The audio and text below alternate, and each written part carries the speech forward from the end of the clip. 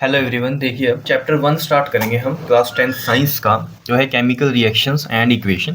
तो देखो, chemical reaction and equations, ये हम टॉपिक पढ़ने से पहले थोड़ा सा जानते हैं कि चेंज, ये जो चेंज है ये क्या मतलब हुआ। जैसे आप समझो, जैसे आपके घर में मिल्क है, ठीक है। अब आपने मिल्क को क्या किया, फ्रिज में नहीं रखा, नॉर्मल आपने रूम टेम्परेचर पे रखा उसको, यानी कि 25 डिग्री सी होता है रूम टेम्परेचर, या नॉर्मली आप समझो आपने नॉर्मल उसको किचन में ही छोड़ दिया, ठीक है। तो वो थोड़ी देर में क्या होगा, अगर हम समर डेज की बात करें तो थोड़ी देर में क्या होगा, वो खराब हो जाएगा। खराब हो जाएगा मतलब थोड़ा सा सॉर टेस्ट आएगा उसका, ठीक है, थोड़ा खट्टा टेस्ट हो जाएगा।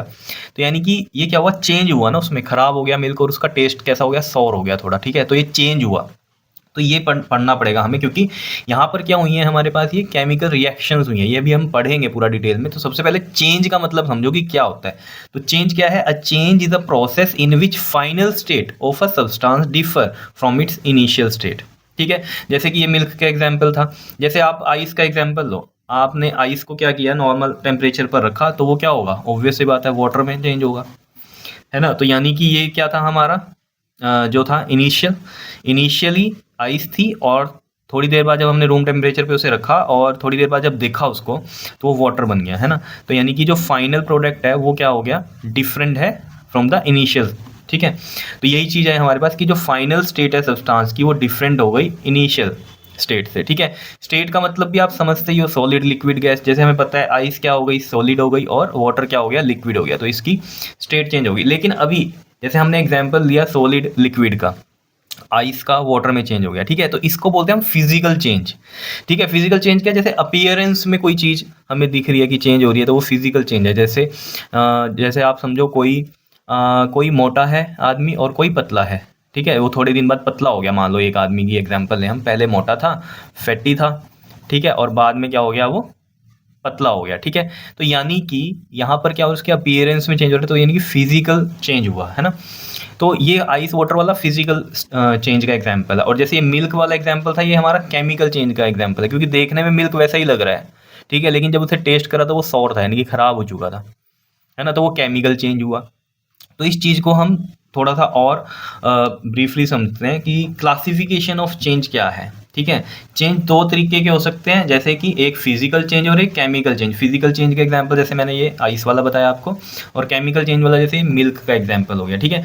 अब फिजिकल चेंज में क्या होगा कि the process in which shape, size and physical state change. अब देखो, शेप भी चेंज हो गई, आइस की क्या हो गई, वाटर में जब बदला तो ऑब्वियस ही बात है, उसकी शेप भी चेंज हुई और साइज भी चेंज हो गया, एंड फिजिकल स्टेट भी चेंज होगी, जैसे सॉलिड से अब लिक्विड हो गया, तो ये फिजिकल स्टेट होंगी। तो यानी कि मेल्टिंग ऑफ आइस इसका एग्जांपल है फिजिकल चेंज का। आप मेल्टिंग ऑफ चॉकलेट भी समझ सकते हो, ठीक है।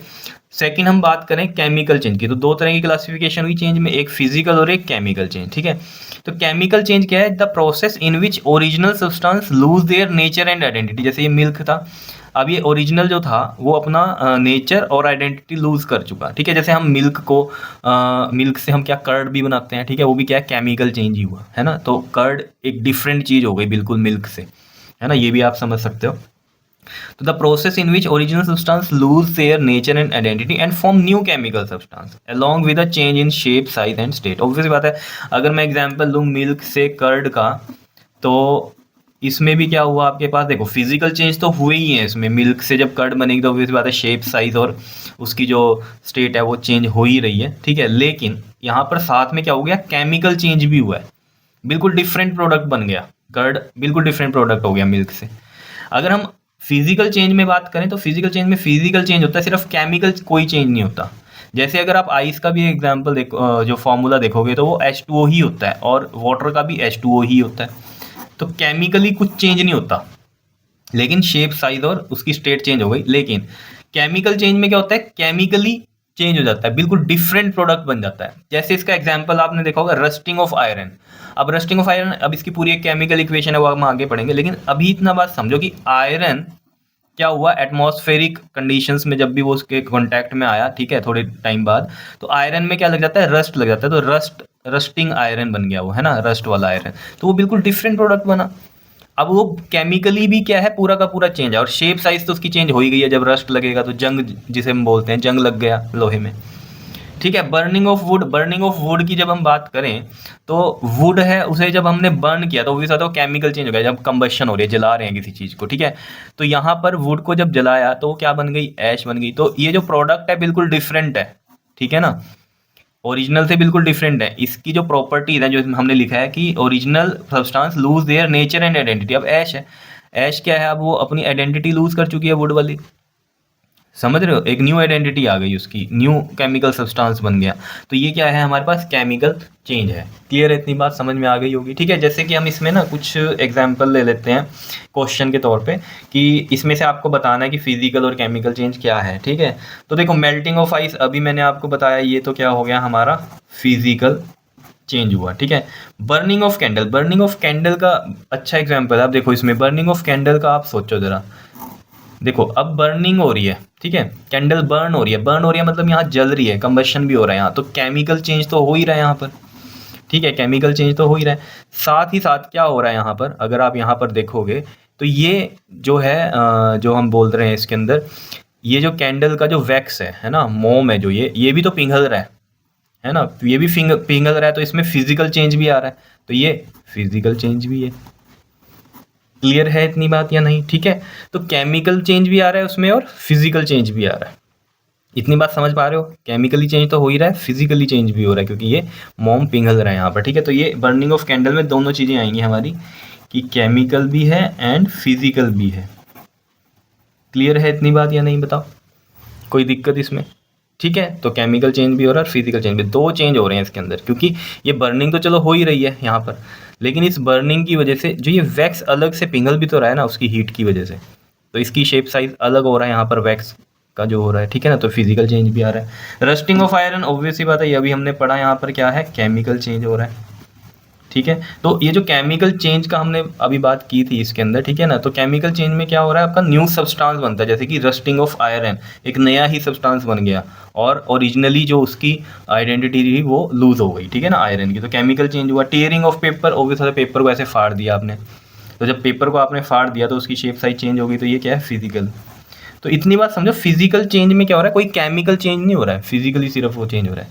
केमिकल चेंज में क्या हो रहा है आपके पास कि केमिकली भी वो चेंज हो ही रहा है पूरा का पूरा, और साथ में फिजिकल चेंज भी हो सकता है उसमें। क्लियर है इतनी बात या नहीं, समझ में आ रही है बात या नहीं, बता दो, ठीक है। तो कुकिंग ऑफ फूड ऑब्वियस बात है, बर्निंग की बात आ गई, जब आप बर्न करोगे तभी फूड बनेगा, है ना। तो कुकिंग ऑफ फूड में क्या हो गया हमारा, केमिकल चेंज आ गया, ठीक। और formation of curd from milk, ये भी मैंने आपको बताया केमिकल चेंज ही आया, ठीक है ना।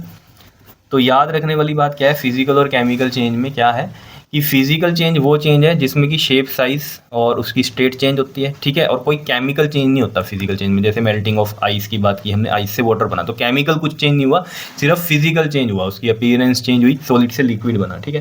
केमिकल चेंज में क्या है कि जो ओरिजिनल सब्सटेंस है वो क्या होगा, अपनी आइडेंटिटी लूज कर देगा, नेचर लूज कर, तो एक नया सब्सटेंस बनेगा, समझ रहे हो, नया सब्सटेंस बनेगा जिसका शेप साइज स्टेट भी अलग होगा। क्लियर है इतनी बात या नहीं, कोई दिक्कत इसमें, ठीक है। तो इसके अंदर जो मेनली कहानी, ये जो बर्निंग ऑफ कैंडल वाली है ना, ये स्टार लगा लेना, ये एग्जाम में पूछा जाता है आपसे। तो एक केमिकल के साथ साथ इसमें क्या है, हमारा फिजिकल चेंज भी है, क्योंकि वैक्स का देख लो अलग से चेंज हो रहा है ना।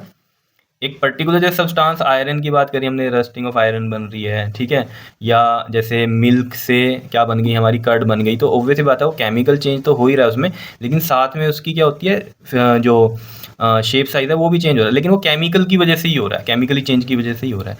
अब यहाँ पर आप देखोगे जो कैंडल की बर्निंग हो रही है, इसके अंदर क्या हो रहा है, बर्निंग हो रही है ये, ठीक है, ये केमिकल हो गया क्योंकि कंबशन चल रहा है यहाँ पर, ठीक है। साथ में जो वैक्स पिघल रही है ना, वैक्स पिघल रही है, उसमें क्या हो गया, फिजिकल चेंज हो गया। तो दो यहाँ पर चेंजेस अकर करते हैं हमारे बर्निंग ऑफ कैंडल में, तो ये चीज़ आपको ध्यान में रखनी है। क्लियर है इतनी बात, ये एक पर्टिकुलर केस ऐसा है, तो इसमें कंफ्यूज नहीं होना है आपको, ठीक है।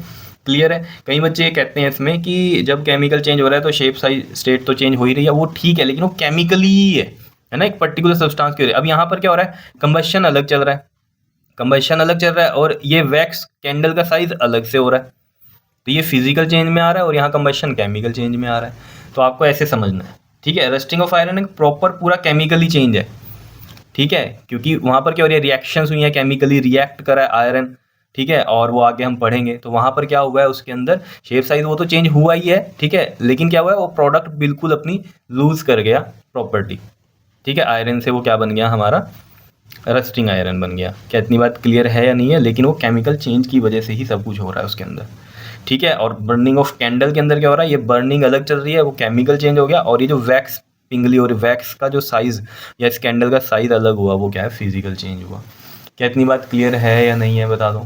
क्लियर है? पढ़ लोगे इसको? ओके जी, थैंक यू।